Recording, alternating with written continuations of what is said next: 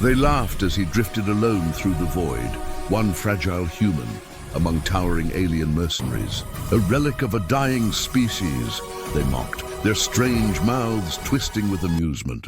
To them, humanity was a forgotten chapter of galactic history, a primitive race that had ventured too far, too fast, and vanished under the weight of its own arrogance. But he didn't answer. He never did. Silence was his shield, and beneath it something fierce and unbroken burned quietly. Commander Rylan Kane had spent years as the only human aboard the Virath Dominion, a scavenger vessel operated by a crew of multi-species pirates. He wasn't there by choice. Captured after the fall of Earth's last colony, he was kept alive for his knack for technology and survival, useful but expendable. The aliens called him the Fossil, a walking reminder of extinction. Every day they sneered at his frail body, his blunt speech, his antique mind. They believed humanity's age of dominance had ended forever.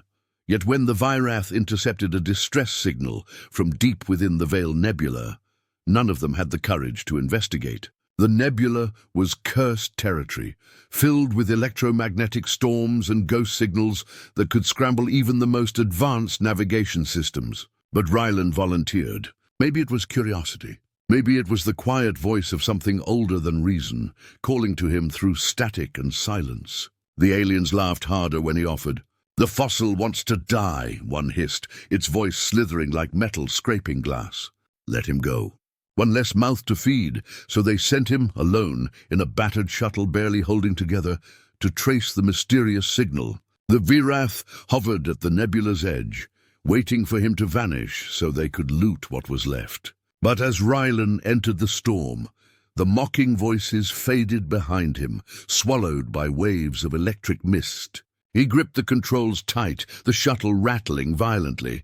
Lightning arcs of crimson energy tore across the viewport, dancing like serpents. The nebula's glow bled through the glass, painting his face in eerie hues of blue and violet. It was beautiful and terrifying. The signal grew stronger the deeper he went. At first, it was a rhythmic pulse like a heartbeat echoing through the void. Then it became a voice, faint but deliberate. It didn't speak in words. It hummed, resonating with the ship's metal. The closer he got, the more his instruments flickered. Readouts scrambled. The navigation system began to loop impossible coordinates. It was as if reality itself had started to blur. But then, through the storm, he saw it. A massive shape loomed out of the darkness, an ancient ship half buried in drifting debris, its hull covered in strange glyphs that shimmered faintly as his shuttle approached. It wasn't like any known design. It was alive, or at least it had been. The structure pulsed faintly, its lights flickering like dying stars. Its surface was scarred, but intact. Its architecture defied understanding. Towers that curved inward, patterns that seemed to move when he wasn't looking directly at them. Even broken, the ship radiated a presence, something immense, like the lingering soul of a god that refused to fade. Rylan's hands shook as he initiated docking procedures. The shuttle's clamps hissed and locked onto the derelict's side. The moment contact was made, his systems went dead. Every screen went black except for one, an ancient data interface that had not existed seconds before. It flickered with a single line of text in an unknown language, then shifted, reconfiguring itself into English. "Welcome, heir of the forgotten." He froze. "What the hell?" His voice barely left his lips. The message pulsed once, then vanished. The air grew colder. The hum of the nebula faded, replaced by a low, resonant tone vibrating through the metal floor beneath his boots. For a long moment, he just sat there, staring into the lifeless console, wondering if he had lost his mind. Then the door behind him opened with a slow, groaning sigh. Beyond it was darkness. He took a breath, grabbed his light pack, and stepped inside. The corridor stretched out endlessly, dust floating like ash in the beam of his lamp. The walls were carved with symbols, circular patterns that seemed to flow when he moved. They pulsed faintly, as if responding to his presence. The floor was covered in a strange metallic dust, almost magnetic. Every step echoed, though the air felt too dense for sound. He passed chambers filled with collapsed machinery, strange skeletal remains that were not human, and long-dead terminals still humming weakly.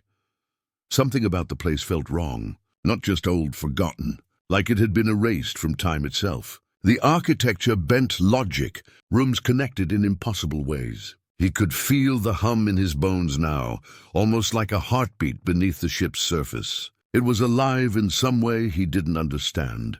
When he reached the central chamber, he stopped. It was vast, a cathedral of alien metal and starlight. In the middle stood a cylindrical vault of crystallized alloy, suspended by magnetic fields that still flickered faintly. Inside it, barely visible through the fogged crystal, was a shape, human-like, armored, motionless. Rylan approached slowly, heart pounding. The vault's surface was engraved with the same shifting symbols, but now they glowed brighter, responding to him. He reached out, hesitated, and then touched the glass. The instant his fingers made contact, light exploded from the chamber. The air trembled. The floor cracked beneath him, the dust rising in a golden wave.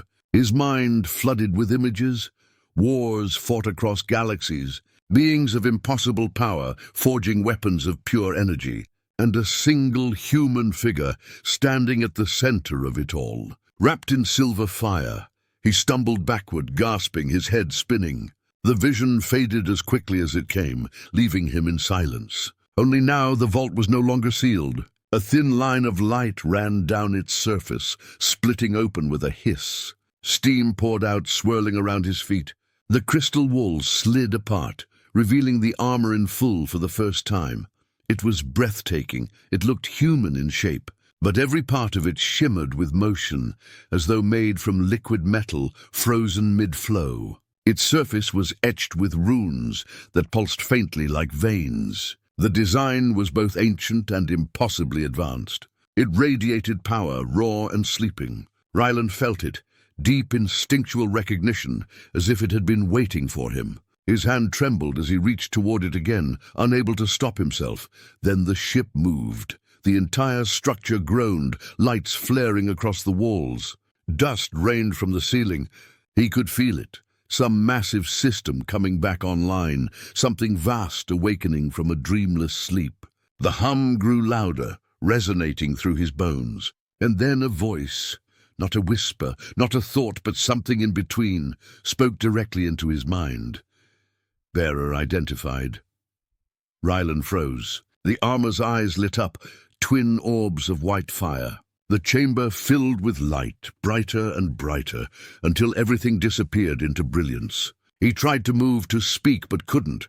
The voice continued, layered and immense. Human genetic signature confirmed. Successor recognized. Humanity endures.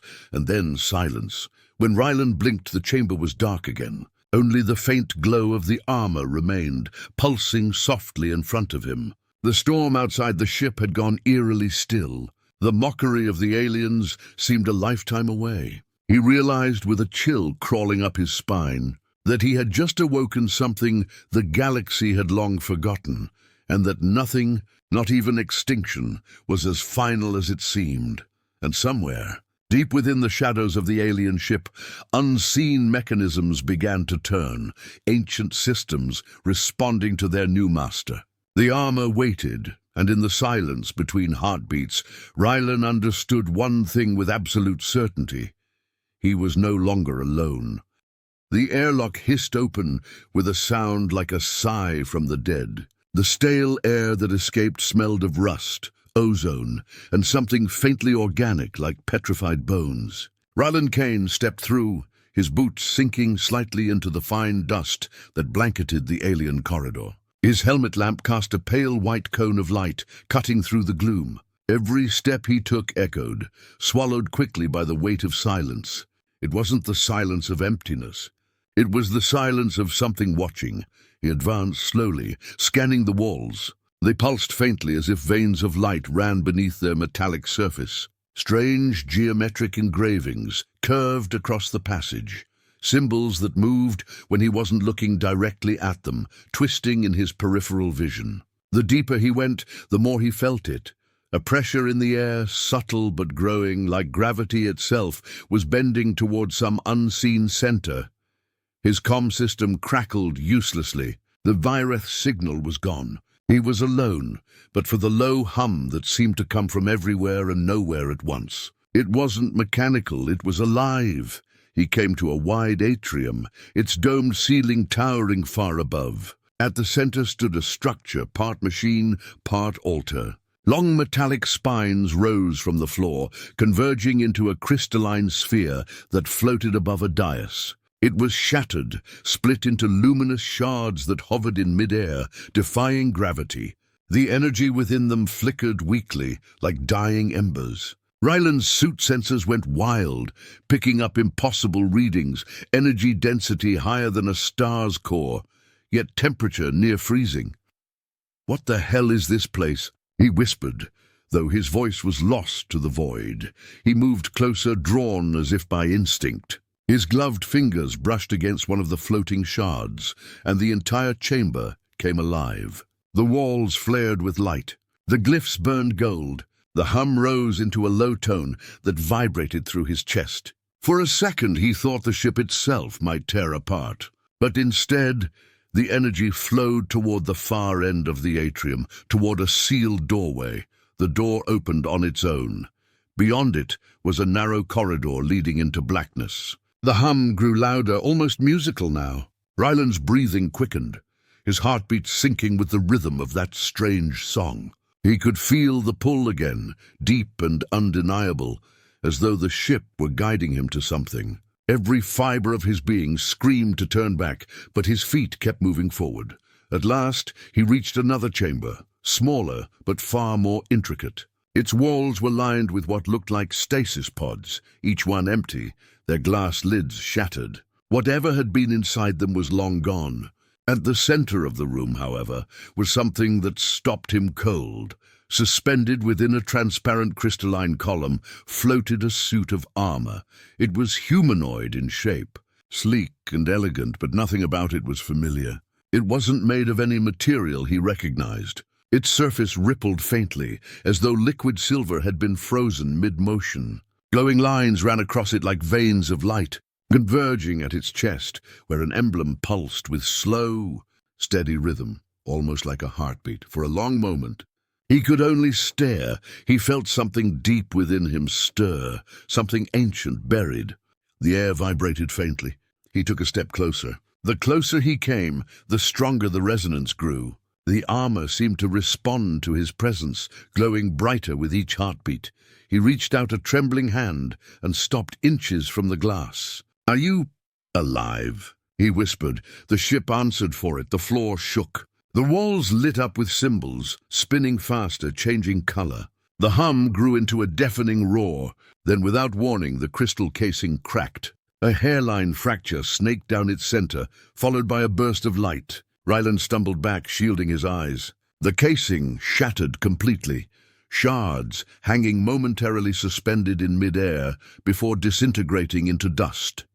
The armor hovered freely now, surrounded by a faint halo of energy. Ryland's scanners flickered out one by one. His helmet HUD glitched, filling with unreadable symbols. And then, through the static, he heard it, faint but unmistakable, a voice, bearer identified. It wasn't coming from his comm.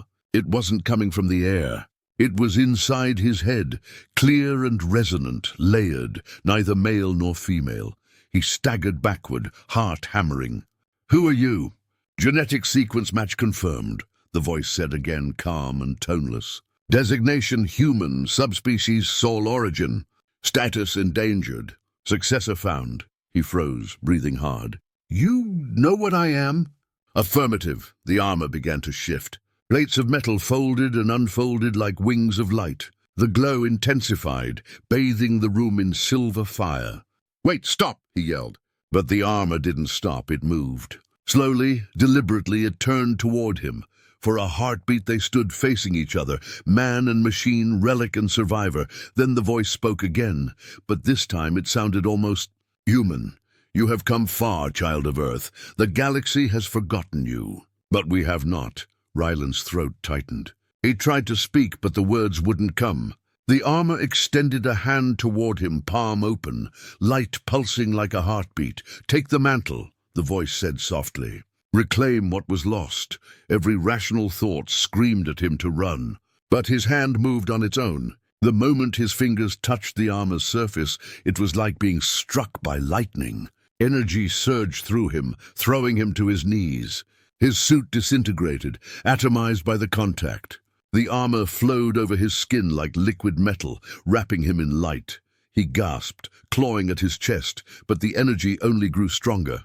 Memories, not his, flashed before his eyes. Wars fought among stars, titans in human form, wielding weapons made of suns.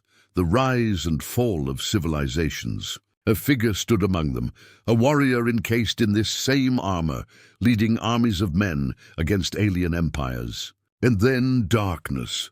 When Rylan opened his eyes again, the chamber was silent. He was standing upright. The armor was no longer floating. It was part of him. The once metallic sheen now shimmered with living light, moving with his every breath.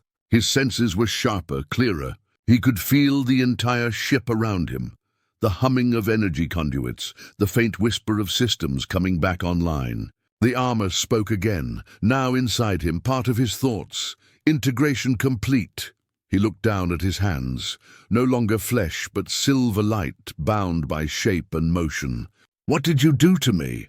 "Restoration. You are the last echo of your kind. The legacy cannot fade. I didn't ask for this," he shouted, his voice reverberating through the chamber.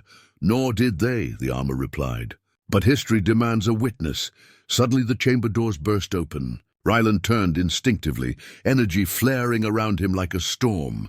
The walls outside glowed brighter, symbols aligning in perfect sequence. He didn't understand what was happening, but he could feel it. The ship wasn't dead anymore. It was waking up. Systems that had been dormant for ages were reactivating.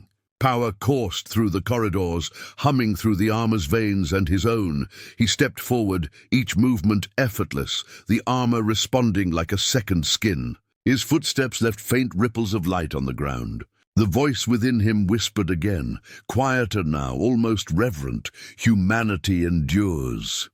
He reached the exit of the chamber and looked back one last time. The ruins, the stasis pods, the shattered crystal, they all seemed to glow faintly, as if bowing to him. He didn't know what he had awakened or why this relic had chosen him. But deep in his chest, beneath the hum of alien power, something long dormant stirred.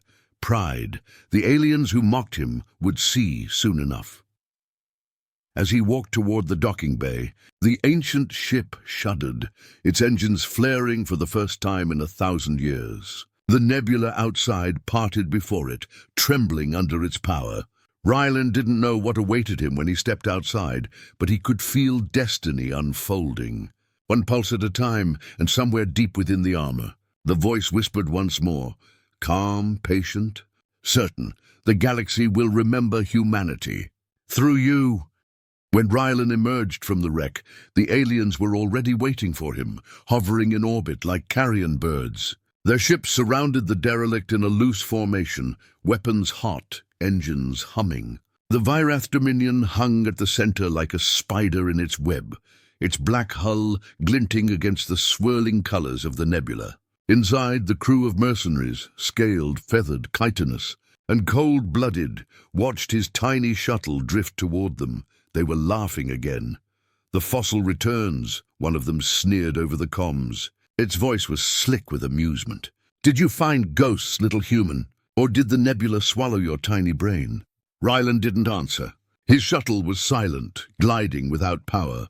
He sat at the controls, his hands trembling, not from fear, but from the quiet hum that now filled his entire body.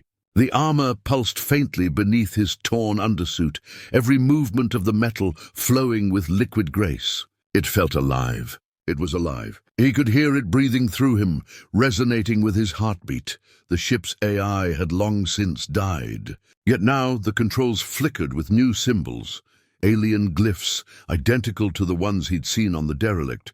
A voice echoed softly in his mind. Threats approaching. Defensive measures available, he swallowed hard. "No," he muttered. Don't do anything yet. Acknowledged. The shuttle drifted closer to the Virath. The aliens inside watched, smirking, ready to mock him once more. They had expected him to die out there, to be erased by the storms or devoured by whatever strange force had sent that signal. When the docking clamps caught his shuttle, a cheer went up in the comm channel. Let's see what's left of the ancient ape. One laughed.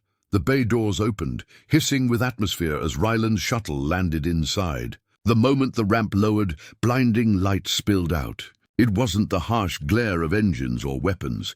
It was a soft, steady glow, white gold and pulsing. The mocking stopped. One by one, the aliens turned toward the ramp, their laughter fading into uneasy silence. Ryland stepped out. The armor had fully awakened. The metallic skin that once shimmered faintly now radiated light, shifting in smooth, wave-like motion. The glyphs etched into its surface glowed with synchronized pulses, matching the rhythm of his heartbeat. His eyes blazed silver through the visor that had formed around his face. The air in the hangar rippled faintly around him, as if gravity itself bent to his presence. The nearest alien stumbled back. What is that?" it stammered. Another drew its plasma rifle, hands shaking. "It's some kind of trick." "Kill him!" Ryland didn't move. He simply looked at the weapon. The rifle began to hum, the coils inside heating beyond tolerance. In an instant, it melted into slag, falling from the alien's claws. Sparks rained across the deck. Panic rippled through the crew. The armor's voice whispered in his mind again, calm and detached. "Hostility detected. Defense mode available. Awaiting command." "No," Ryland said quietly. "No killing. Acknowledged." Non-lethal deterrence engaged. The alien who had fired screamed as his armor shut down, systems failing one by one. His energy shield flickered out, his weapon dissolved into fragments. Another tried to retreat toward the control panel, but the doors slammed shut of their own accord, sealing the hangar. The lights dimmed, leaving only the eerie glow from Ryland's armor to illuminate the room. "You mocked me," Ryland said softly, his voice resonating through the suit's internal speakers. It sounded layered, part human, part something else. "You called my kind extinct, forgotten." He raised a hand. A faint ripple of light spread from his palm, rolling through the hangar like a wave. The metal floor vibrated, and the alien crew dropped their weapons, clutching their heads as a deep tone reverberated through the air. Their ship's systems flickered, navigation, weapons, life support, all collapsing under an invisible command. Ryland wasn't sure how he was doing it. He didn't need to know. The armor responded to thought, instinct, emotion. It felt his anger, his sorrow, his buried pride, and amplified them. "Please, stop!" One of the aliens cried, dropping to its knees. The armor's voice whispered again. They feared what they could not understand. "Shall I remind them?" Ryland's breath caught. "Remind them of what?" "What humanity once was." The air shimmered, and holographic projections filled the hangar, visions of Earth's past, broadcast by the armor's energy. They showed the rise of human civilization, towering cities, vast star fleets, explorers setting foot on alien worlds. The aliens stared in awe as scenes of ancient glory unfolded before them. Humans standing unarmed against monstrous invaders, wielding courage as their only weapon. Then came the wars, the fall, the silence, the void, and through it all a single figure stood unchanged, a warrior in the same silver armor, leading the last human armies into battle. The aliens trembled. They understood now. This was not a new power, it was an old one. A forgotten legacy reawakened. The projection faded. The armor pulsed once more, its glow softening. The captain of the Virath, a towering reptilian creature with 4 arms and eyes like molten gold, stepped forward slowly. "What are you?" it demanded, voice trembling. Ryland met its gaze. "Human," he said simply. Then after a pause, "The last one." The captain sneered, trying to regain some semblance of control. "You expect me to believe this myth? Your kind burned itself out centuries ago. You are nothing but ashes in the void." "Maybe," Ryland replied. His voice was calm, but the air around him rippled with restrained energy. But even ashes can reignite. The captain lunged, raising a plasma blade. Ryland didn't flinch. The moment the weapon came within a meter of him, the blade froze mid-swing. Energy arced up the alien's arm, shattering its armor. With a blinding flash, the weapon exploded into light. When the glare faded, the captain was on its knees, staring up at him, trembling. The armor's voice spoke again, more insistent this time. "Threat neutralized. Further hostilities anticipated. Shall we ascend?" "Ascend?" Ryland whispered. "Phase 2 protocol, ascension. Integration with ship systems. Full synchronization with local gravity field. Command potential. Planetary." He didn't understand all of it, but the words full synchronization echoed in his skull like thunder. He looked around at the terrified faces surrounding him. "No," he said firmly. "Not yet. I'm not your god." The armor was silent for a moment, as though thinking. Then it replied, "Not yet." The ship's alarms began to blare suddenly. Energy spikes rippled through the hull. The nebula outside was reacting. The derelict ship he'd found was now fully active, its core emitting waves of pure gravitational force. The Vyrath's sensors screamed in protest. Ryland turned toward the viewing window. The forgotten ship outside was glowing like a newborn star. Beams of light stretched out from its hull, connecting to the alien vessels around it. Their systems began to overload one by one. "What's happening?" One of the crew shouted. "The ship," Ryland said quietly. "It's answering me." The Vyrath's captain clutched its wounded arm. "Make it stop, human." "You'll kill us all!" Ryland took a slow breath. "I'm not doing this," he said, eyes glowing brighter. "It's her." The armor's voice echoed softly, almost gentle now. "You are the heir. The cycle must begin again." Ryland felt weightless. His body shimmered as energy surged through him. Through the ship, through the nebula itself. He could see the particles of space around him bending, curving toward him, like waves drawn to shore. He raised his hand, and the stars seemed to tremble. He didn't want this. He hadn't asked for it. But he understood now. The armor was more than a weapon. It was a legacy, a vessel of humanity's will to endure. And through him, it had awakened again. The aliens knelt, not in worship but in awe. "What are you becoming?" One whispered. Ryland looked down at his own hands, glowing brighter than ever, the armor alive with energy. He could feel the hum of the cosmos in his veins. "I don't know," he said softly. "But I think this is what we were meant to be." The armor pulsed once, brighter than a star, and the nebula outside rippled as if bowing in reverence. In the silence that followed, the voice within him whispered one last phrase before fading into the depths of his mind. Ominous, inevitable, and filled with both warning and promise. Protocol ascension complete, for now. He didn't fire. He didn't have to. The energy swirling around him moved like a living storm, obeying his thoughts before he could even form words. Gravity bent and twisted. The air thickened, and the stars outside the viewport shimmered as though afraid. The aliens, once fierce, proud, cruel, fell silent. One by one, they dropped to their knees, their eyes wide with terror and reverence. Ryland stood at the center of it all, motionless, the armor's glow pulsing rhythmically in sync with his heartbeat. The nebula around the ship swirled faster, forming a vast spiral of light and color that converged on him like a cosmic eye. He could feel it, the immense, impossible connection. The armor wasn't just bonded to him, it was bonded to everything. The derelict ship he'd found, the alien vessels surrounding him, the electromagnetic waves of the nebula itself, they all resonated to the same hum. A universal heartbeat. One of the alien officers crawled forward, its voice trembling. What are you?" Ryland looked down at his hand. Energy flickered between his fingers, rippling like water made of light. "I don't know," he said softly, and his voice echoed strangely, layered with something deeper. "I was human once." The officer flinched at the word was. Ryland could feel the armor whispering inside his mind now, its tone softer than before, almost compassionate. "The human form is a vessel. The will within defines the god." He closed his eyes, trying to push the voice away.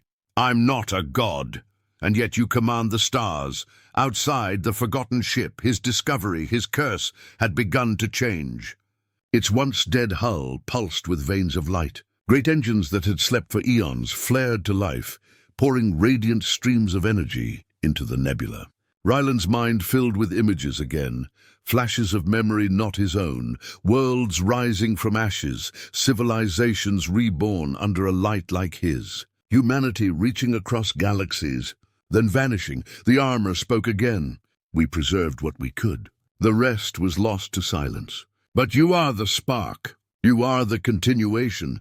He took a breath. "You mean this armor? It's human, forged by the first makers, the last creation of your kind before the fall. We waited for the one who would return, the one who still remembered what it meant to be mortal." Ryland turned to the viewport. Beyond it, the nebula glowed like a colossal storm of fire and color. His mind reached out unbidden, and the storm obeyed. Waves of plasma danced, drawn toward his will. It was intoxicating, terrifying, beautiful. He could feel the heartbeat of the cosmos itself. The alien captain, once the cruelest of his captors, rose shakily to his feet. "You will destroy us," it hissed. Ryland shook his head. "No, not destroy, change." He raised his hand. The armor shimmered, light expanding outward in ripples. The alien ships trembled as systems rebooted under the armor's influence. He wasn't sure what he was doing, only that he couldn't stop. The armor wasn't forcing him, it was responding to him. It was amplifying the truth buried deep inside his soul. He could feel their fear, their awe, their confusion. He could feel the hum of the universe flowing through every molecule. He could see time stretching infinitely ahead of him, a tapestry of possibility. And then, for a single, fleeting instant, he saw the truth. The armor wasn't a weapon. It was a seed. Humanity had not died. It had transcended, encoding its essence into this creation, leaving behind a bridge for the next being who could wield both power and empathy. Ryland realized then that he wasn't chosen by accident. He was chosen because he still felt human, because he had endured the mockery, the cruelty, the loneliness, and hadn't broken. The armor's voice softened to a whisper, almost mournful. "The cycle ends when you decide it does. What will you build from the ruins?" Ryland turned toward the kneeling aliens. They trembled before him. Not enemies anymore, but lost beings, caught in something far greater than themselves. He saw their faces, their fear, and something inside him shifted. Pity, perhaps, or understanding. He spread his hands, and the storm outside calmed. The glowing vortex stilled, the violent energy fading into gentle streams of light. The alien ship stabilized, systems returning to order. The captain raised its head, eyes wide with disbelief. "You spared us," Ryland nodded slowly. "The galaxy doesn't need another tyrant. It needs memory." The captain stared, confused. "Memory? Of what humanity was," Ryland said. "Of what it could be again." The armor pulsed as if approving. The derelict ship outside began to shift its orbit, aligning itself directly above the Vyrath. Massive panels unfolded along its hull, releasing beams of golden light that swept across the fleet. Ryland felt the armor's presence within him expanding, connecting with the ancient ship, merging their energies. He felt his body begin to dissolve. Not in pain, not in destruction, but in transformation. His atoms shimmered, spreading outward, his consciousness expanding beyond the limits of flesh. "Wait, what's happening?" he whispered. "Ascension," the armor replied, its tone both calm and sorrowful. "The final stage. You have awakened us fully. The vessel will merge with the source. I didn't mean to. You were never meant to stay bound to one form." Humanity's final gift was freedom from limitation. The aliens could only watch in awe as his form began to disintegrate into light. His body faded, but his voice remained, echoing through the chamber and into their minds. "Don't fear what you don't understand. Remember this, we were human, not because we were weak, but because we refused to stop hoping." The light grew brighter, consuming everything. The nebula itself seemed to bow inward, forming a sphere of radiant energy centered on Ryland's dissolving form. The derelict ship's systems blazed to full power, channeling that energy into the stars around it, and then silence. The light vanished. When the aliens dared to open their eyes, Rylan was gone. The armor was gone. The derelict ship drifted silently, its glow fading to embers. But every ship in the fleet now carried something new, a faint hum in their systems, a pulse of unfamiliar energy in their cores. The captain approached the viewport, staring into the infinite darkness. What did he become? One of his crew whispered. The captain didn't answer for a long time. Finally it spoke, voice quiet but full of awe. He became the thing his people dreamed of being.